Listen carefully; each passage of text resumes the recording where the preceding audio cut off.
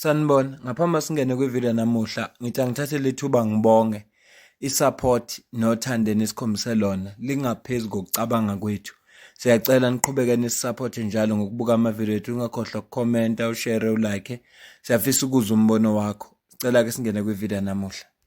Basikhompera nomnye umfana wangapha eBurkina Faso bathi sifane naye overnight. Asiyo Burkina Faso thina. Bakhona ke abantu aba-excitedwa zinto ezinjalo. Anditsho ukuthi la mfana kenza into ezi-right. Wenza into ezi-right for iBurkina Faso because they've had problems with France over the decades and years. Because that was neo-colonialism what was happening there. But iBurkina Faso ayiyo South Africa. Esikhathini esiningi uma sifaka amavidiyo la kukhona izinto esikhuluma ngazo, especially ethinta ukusokola nokuhlupheka kwabantu. Abanye abantu baye bathi iSouth Africa kungani engabukeli ku-Ibrahim Traore. Kodwa ke ngithe angikucaphunele le video kaMbax akwazisa ukuthi noma ngathiwa wenza kahle kangakanani uIbrahim Traore kodwa akuyona iBurkina Faso le. Lawa nako akuwona amazwi ami, amazwi ashiwo uMbax futhi into enhle awashongo yimi, into engiyenzile ngikucaphunele yena. Ngizoyidlala ke inkulumo kaMbax ephelele uze ukuthi uthini. Kodwa okube kubalekile ukuthi ngikuveze ukuthi lokho kuhlezi kushiwo ngabantu uma comment mabebona izinto ezinhle ezenzeka eBurkina Faso bese befisa sengathi zingenzeka nakuleli izwe lakithi lase South Africa. Hayi, abakhohle, ngeke kuze kwenzeke. Uthi upresident waseBotswana ukhona into azithandayo azibone kuIbrahim Traore, noma esho ukuthi inkinga uTraore uyidictator kanti ngapha bona bakulento ye-democracy la kufuneka kudiscusswe khona isikhathi eside, kuvutwe, kuvunyelwane. Kodwa wathi ubonile ukuthi ukuthatha kwakhe izwe zikhona inqumo efuneka uzithatha. Yena he's willing to learn from iBurkina Faso, not South Africa. South Africa uMbax uyakukhumbuza ukuthi akuyona iBurkina Faso le. Sizodlulela phambili ke sibongele iANC ngokuwina kuma-by-elections lawa bewakhona izolo eWard 6 Thaba Chueu.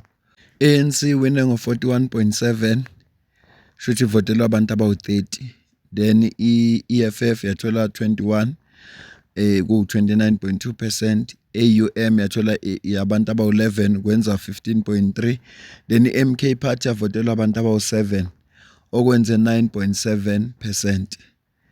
Iwona ama-results la. Sizokhumbula ukuthi izolo ngikhavile ivideo lapho khona umama advocate Busisiwe Mkhwebane bekasho ukuthi baya campaigna lapha for wona lama by-elections. Lapho khona bebhalile ukuthi they are at it again esabi Ward 6 kuma by-election, wathi phambili siyaya with minimal resources. Ngichazile ke lokho kuyivideo bengiyenzile ngakuveza ukuthi kungani ama-resources engenawo. Kodwa nje siyabonga nakulabantu labo abaphumile bazipha ithuba lokuthi bayovota. Sibongele ne-ANC. Into engiphatha kabi ke kuze kube sengathi kubantu i-ANC siyayigxeka.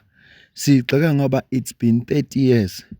ANC yazi ukuthi uyacabanga ukuyincoma.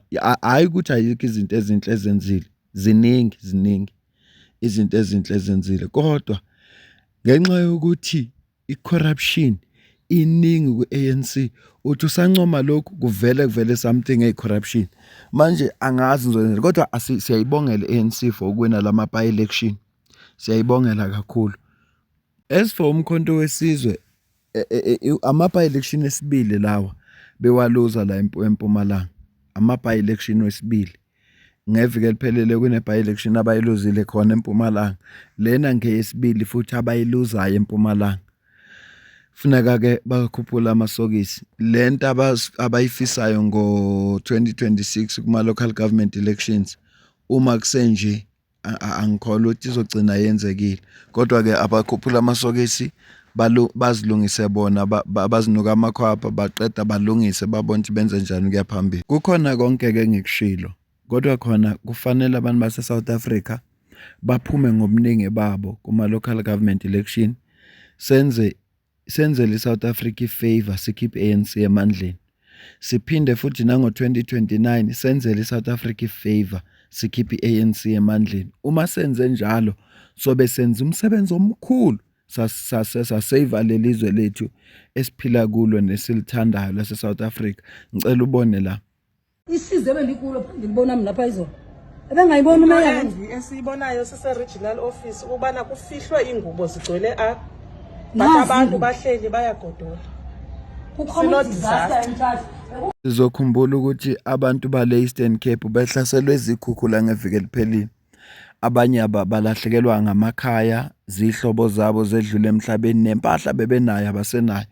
Kwase ke bedonathelwa ngeingubo, sibonile abakwaSASSA bephumile, no Minister we-Human Settlement simbonile ephumile.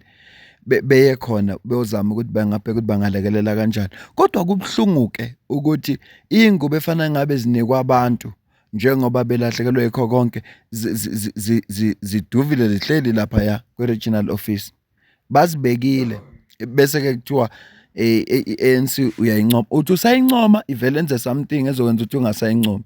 Yingakho ngithi kufanele senzele iSouth Africa ifavor. Labantu it's been 30 years bekhwabanisa lapha ya ezikhundleni bengasicabangeli thina esilaphansi. So fanele siyisize South Africa. Fanele sibeke iSouth Africa phambili more than just ama feelings wethu. No matter siyithanda kangakanani ANC mangabe siyayithanda. Kodwa asibekeni iSouth Africa phambili.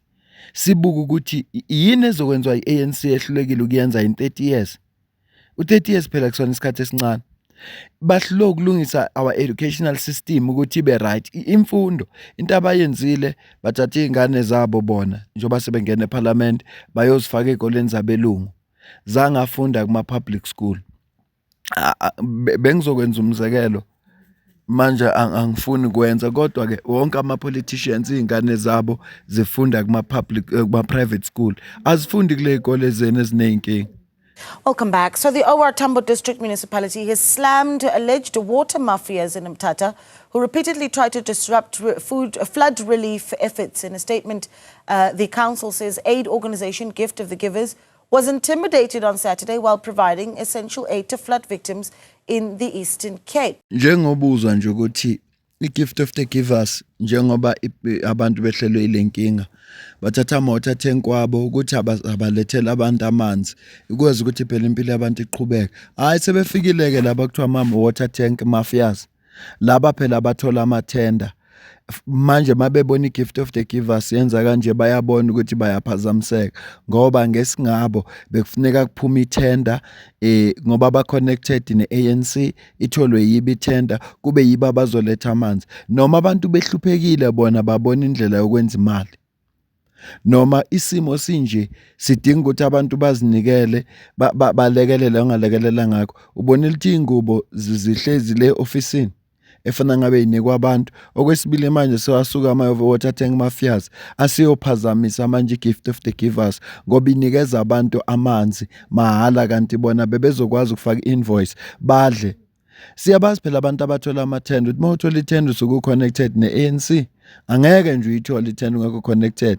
Mhlawumbe makuphethe IFP ke mhlawumbe uma usuku connected nayo kodwa uzothola ithenda funa ube connected ne-ruling party lapho. So njengoba kwi-ANC ephethe ukuze abantu bathola amathenda funeka baxhumane ne-ANC.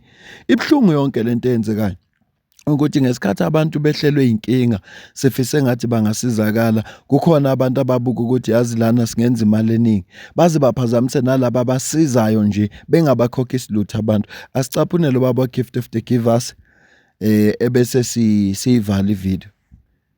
As we do know, with the current flood situation in the Eastern Cape, particularly in Mthatha, the water treatment plant suffered severe damage, leaving the whole town without water. On Friday, when our chairman and Dr. Imtiaz Suleiman reached Mthatha, we received a request from the EC Health Department, South African Police Services, EMS, for intervention of water supply to the hospital, to the forensic unit, which is performing all the autopsies on the bodies that the search and rescue teams that's finding along the Mthatha River and Mthatha Dam.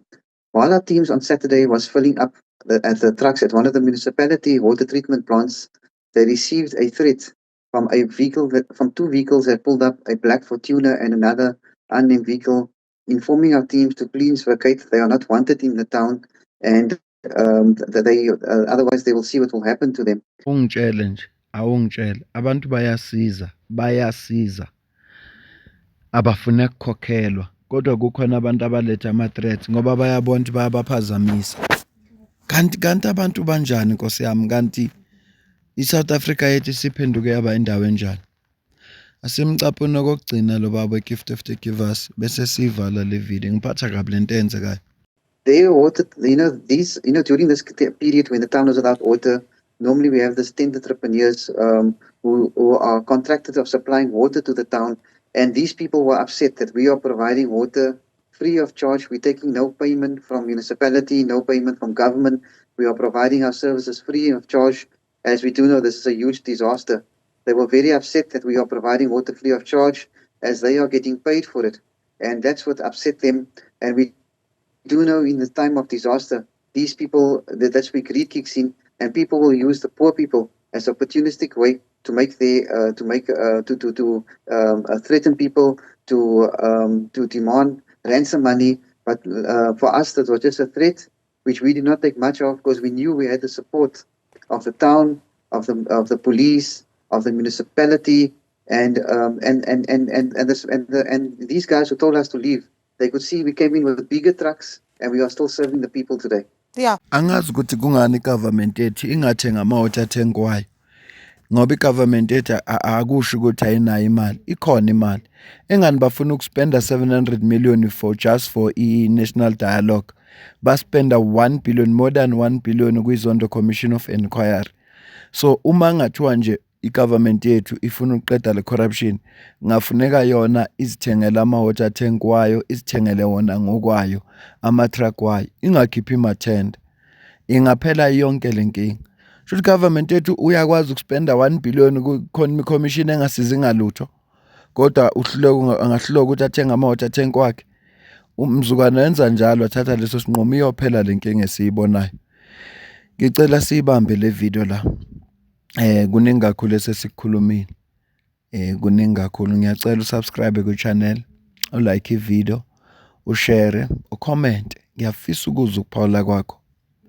Ukuphawula kwakho ngiyadinga ukuzwa nje umbono wakho ukuthi uthini. Ungasupporta ngokujoin membership. Ungasupporta futhi ukusdonate noma ngamalini ikhona i-account kwi-comment ephiniwe. Kodwa ngale kwalokho, mina nawe sidibane kwi-video elandelayo. Ngiyabonga. Silinde kodaba lika Floyd uthe uzosazisa namuhla emini. Ilona daba esilindile.